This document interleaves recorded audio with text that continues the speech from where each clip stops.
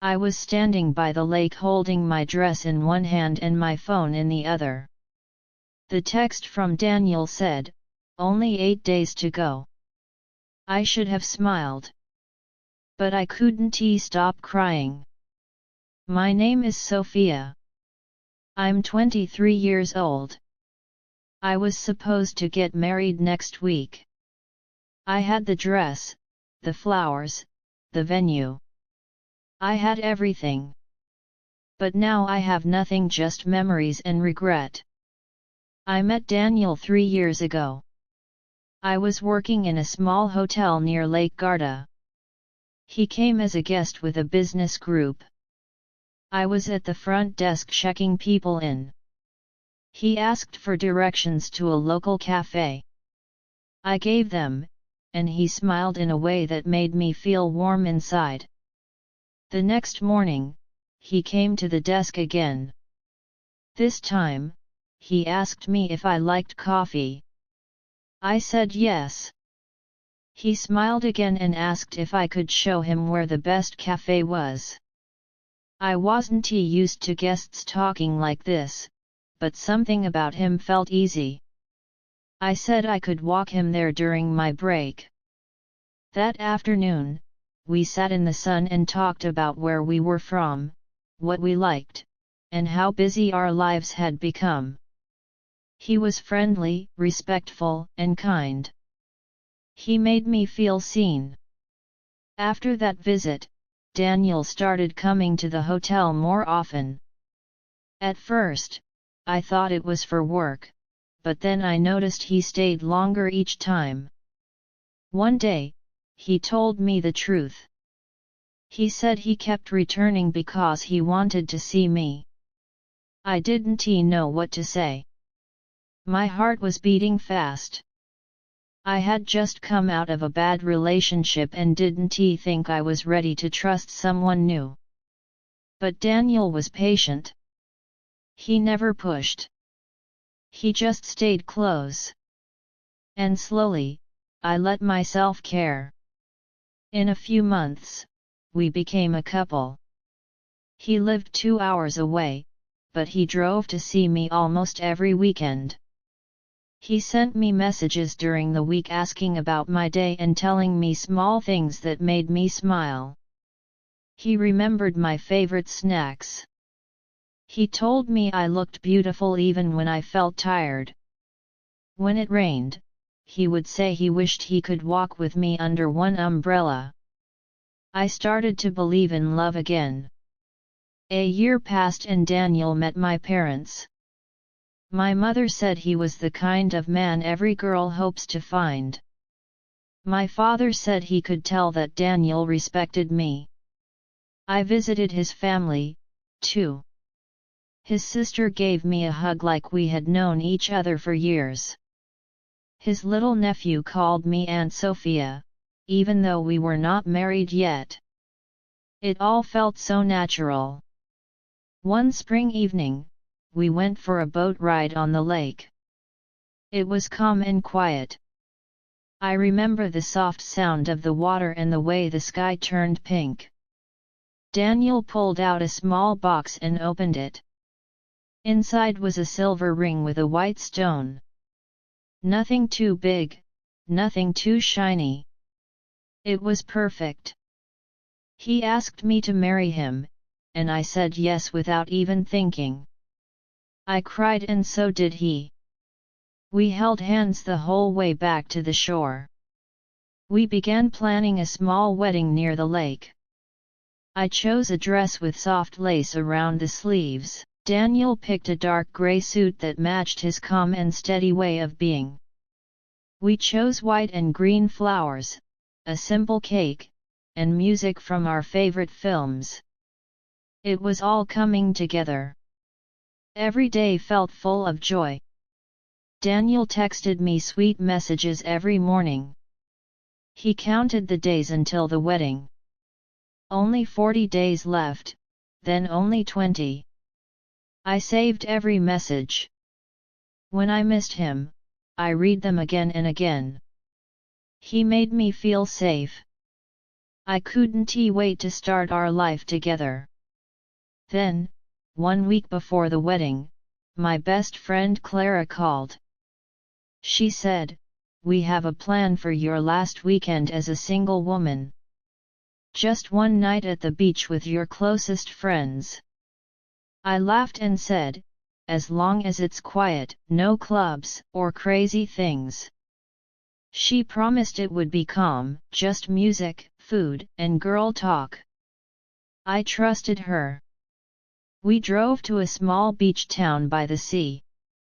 The house we rented was peaceful. It had white curtains, soft chairs, and windows that looked out over the water. There were 5 of us: me, Clara, my cousin Hannah, and 2 friends from university. We cooked dinner together and lit candles on the table. The food was simple and the air smelled like the ocean. I felt lucky to be surrounded by women who cared for me. After dinner, we took photos and played a silly game about memories. They all told funny stories about me. I laughed so much my cheeks hurt. I sent a photo to Daniel. He wrote back, "You look happy. I love you." I smiled and wrote, "I love you, too." Later, Clara suggested we take a walk by the beach. The sky was full of stars and the air was cool. We took off our shoes and let the water touch our feet. We didn't talk much. It was a perfect moment. As we walked, we passed a small bar. It was not loud or crowded. Clara asked, "One drink, Sophia, then we go back?" I nodded. Inside there was soft music and warm lights. We sat at a table near the window. I had a glass of wine. We talked about our school days and the future. Everyone was in a good mood. That was when I saw him. A man walked in and sat near the bar. He had dark hair and a simple white shirt. He didn't look at me at first, but after a few minutes, our eyes met. He smiled.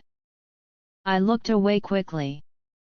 He moved closer, took a seat near our table, and asked, "Bachelorette party?" I nodded. "You must be the bride," he said. I smiled, but didn't answer. He was not loud or rude. He was calm like Daniel, but with something different in his eyes, a sadness, maybe. I should have said nothing, but I didn't. I said, "Yes, I'm getting married next week." He said, "He must be a lucky man." I said, "Yes, he is." I don't know why I talked to him. I didn't want to be rude, but I also didn't move away. He asked if I was nervous. I said yes. He asked if I was sure. I said I was, but something in his voice made me feel exposed. He looked at me like he already knew I was carrying too much inside. He said, "Do you want some fresh air?" I stood up. I don't know why. Maybe I needed space. Maybe I just wanted to be away from questions. We walked out to the sand. The waves were soft. The stars were bright. We stood in silence. He looked at me and said, "You seem like someone who wants to run." I said nothing. He stepped a little closer. "Don't worry," he said. "I'm not trying anything. I just want to talk." And then without thinking, I made a mistake. I let him kiss me only for a few seconds, but enough to break something inside me. Enough to change what came next. I pulled away the moment it happened. I looked at him, confused and afraid. He didn't say anything. He just looked back at me, calm and quiet. My heart was beating fast. I turned and walked away without another word. I didn't go back into the bar. I didn't even say goodbye to my friends. I walked alone down the beach, holding my shoes in one hand and shaking. When I reached the house, the lights were off. Everyone was asleep. I crept inside and lay on the couch. I couldn't sleep. I stared at the ceiling, listening to the soft sound of the sea outside. My lips were dry. My chest felt heavy. I wanted to pretend nothing had happened. I told myself it was just a moment, but deep down I knew it was more than that. It was a choice I couldn't take back. In the morning, I didn't say anything. My friends asked if I was okay. I smiled and said I was just tired. Clara made coffee and tried to cheer me up. I nodded and laughed a little, but my mind was far away. I checked my phone. Daniel had sent a message, "Good morning, my beautiful bride. 1 week to go." I didn't reply. We drove back in the afternoon. The road was quiet. The others sang songs and shared stories from the weekend. I looked out the window. I thought about Daniel, about the kiss, and about who I had become in one single night. I hated myself for it. I hated that I had hurt the one person who loved me the most. When we reached home, Daniel was waiting outside my apartment. He opened the car door and hugged me tightly. "I missed you. Did you have fun?" I smiled and said yes. I lied. I felt his arms around me and I wanted to cry. We went inside. He told me about the flowers he picked up and the new playlist he made for the wedding. I sat beside him and nodded. I tried to smile, but it didn't feel real. That night, he kissed my forehead and said, "Only 6 more days, Sophia. I can't wait." I said nothing. The next few days were difficult. I went through the motions. I helped with the seating plan. I looked at final dress fittings. I talked with the photographer. I smiled for my family and friends. But inside, I felt broken. Every time Daniel looked at me with love, my stomach turned. Every time he said he couldn't wait to marry me, I felt like a liar. At night, I couldn't sleep. I stared at the ceiling. I thought about that kiss on the beach. It was short. It didn't mean anything, but it changed everything. I thought about Daniel's trust. I thought about how much he believed in me. I had destroyed something special. I tried to tell myself I didn't do anything too bad. I didn't sleep with the man. I didn't go back to his room. But the kiss was still real. It was still wrong. I was the one who let it happen, and I couldn't forget it. One afternoon, I went to visit my grandmother. She looked at me and said, "You look pale, Sophia. Are you sure everything is all right?" I nodded. "Just tired," I said again. That was the answer I gave everyone. It was easier than telling the truth. But the truth followed me everywhere.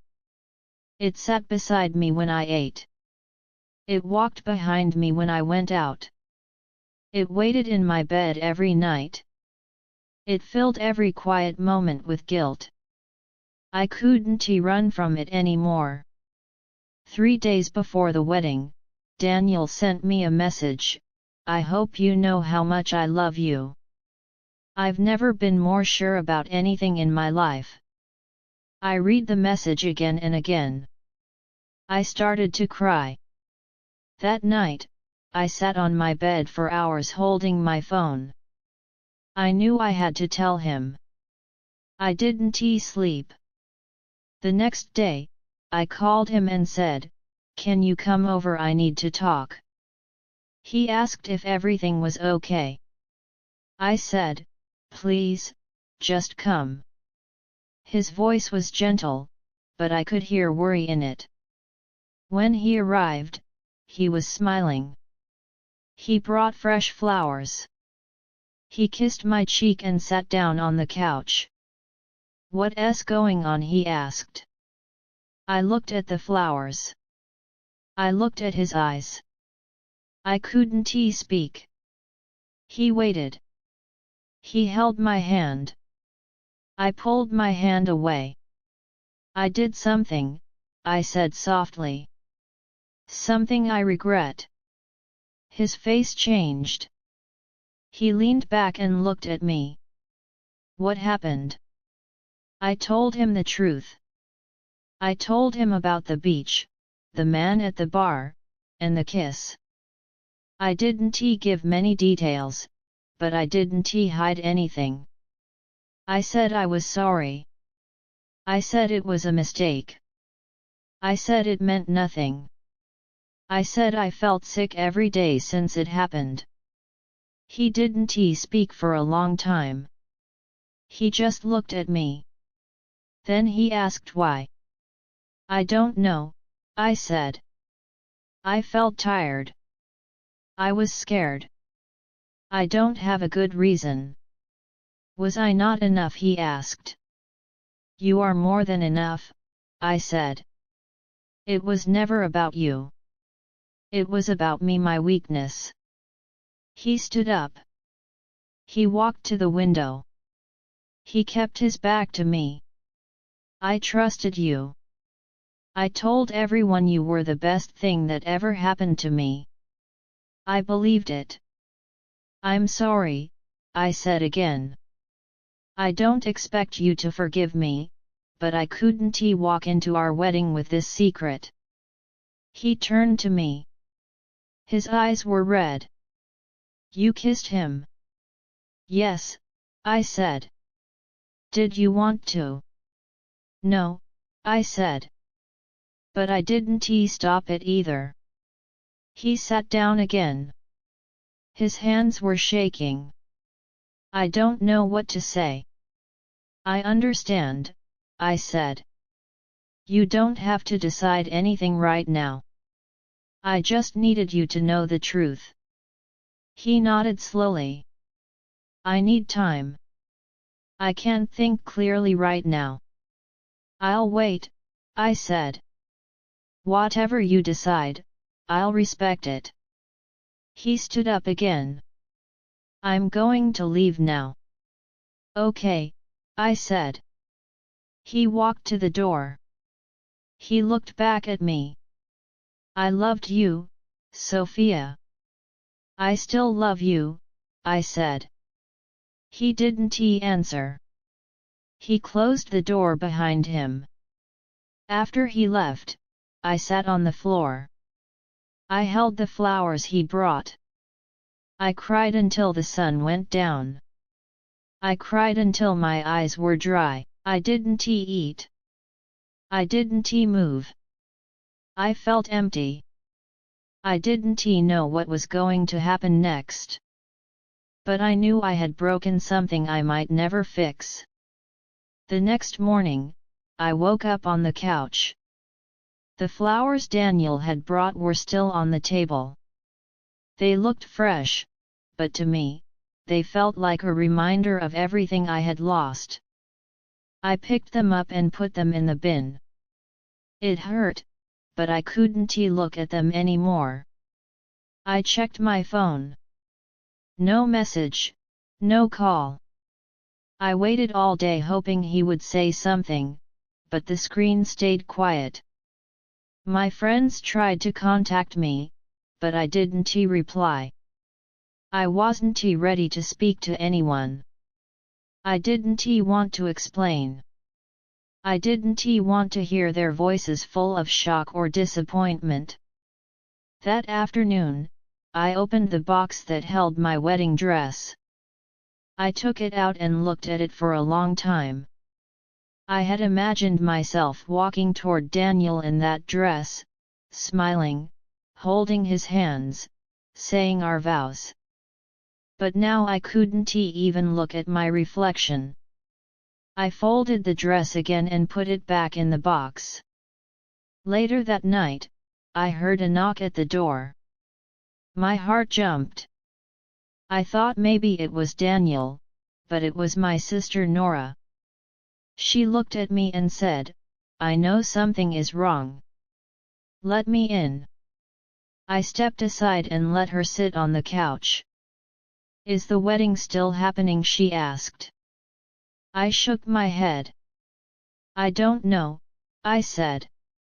"Maybe not." She didn't push me for answers. She just sat beside me and held my hand. That was all I needed. The next day, I got a message from Daniel. It said, "Can we talk again tomorrow evening?" I replied, "Yes." My hands were shaking when I sent it. I didn't know what he was going to say. That evening, I couldn't sleep. I kept thinking about everything we had shared. The long talks, the silly jokes, the quiet walks by the lake.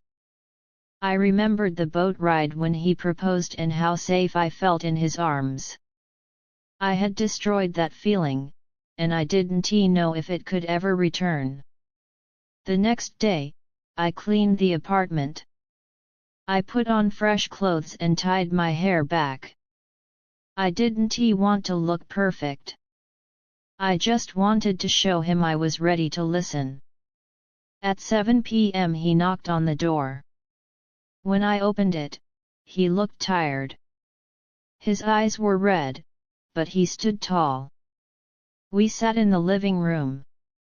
At first, there was silence. Then he asked, "Why did you really do it?"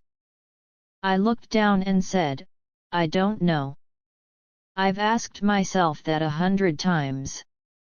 I was scared, maybe not of you, but of everything changing. I didn't feel like myself that night.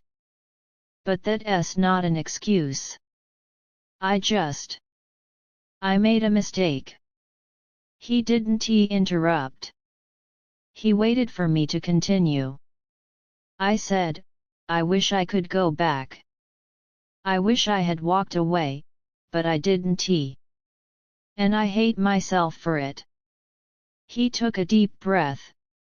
"You didn't sleep with him, right?" "No," I said. "It was just one kiss, but it was one too many."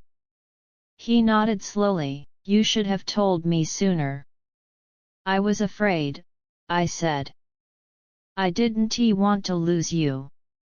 "You lost me the moment you kissed him," he said. His voice was soft, not angry. That made it even harder to hear. I felt tears in my eyes. "I know. And I'm sorry. I'll always be sorry." He looked around the room. Then he said, "I told my family. I cancelled the wedding." I nodded. "I understand." He looked at me again. "I don't hate you, Sophia. I never could. But I can't marry you. Not now. Maybe not ever." I bit my lip. I wanted to beg him.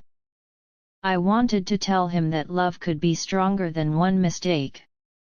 But I knew that wasn't fair. He had every right to feel broken. "I still love you," I said. "I know," he said. "But love is not enough when trust is gone." We sat in silence for a long time. Then he stood up. He walked to the door. Before leaving, he said, "Take care of yourself." "You too," I whispered. And then he was gone. After that, the days passed slowly. I cancelled everything: the flowers, the photographer, the food. The wedding planner was kind. She didn't ask questions. She just said, "I'm sorry things didn't work out." My mother cried. My father was quiet. My sister stayed close and didn't leave me alone. For weeks, I didn't go out. I started therapy. I needed help to understand myself. I needed to find out why I had done something so careless when I had so much. My therapist asked me to talk about my past, my fears, my doubts. I cried a lot in those sessions. But little by little, I started to understand. I wasn't afraid of Daniel. I was afraid of myself, afraid that I wasn't good enough, afraid that I would disappoint him. And in trying to run away from those fears, I did the very thing that proved them true. I let fear guide me instead of love. 1 month later, I went back to work. I started seeing friends again. I stopped avoiding mirrors. I smiled sometimes. Not the same smile, but a new one. Smaller, sadder, but real. One afternoon while walking through town, I saw Daniel. He was outside a bookstore with his cousin. He saw me, too. We both stopped. He waved. I waved back. That was it. No words. No smiles. Just two people who once loved each other more than anything, now standing on opposite sides of a street. That night, I cried again. But it was a different kind of cry. It wasn't just pain. It was also peace. I had told the truth. I had accepted the consequences. I had started to heal. Today, I still wear the engagement ring on a chain around my neck. Not because I think Daniel will come back, but because it reminds me of who I was and who I want to become. A woman who doesn't run from fear. A woman who makes better choices. A woman who learns from her past. If I could go back, I would never go to that bar. I would never let that moment happen. But I can't change the past. I can only move forward, and now I tell my story in the hope that someone else will listen. Someone who feels scared, someone who feels unsure, someone who might be about to make the same mistake. Think before you act. Protect what matters. Be honest even when it's hard, because sometimes one night really can change everything. If this story touched your heart, don't forget to like, comment and share. More emotional and inspiring stories are coming soon.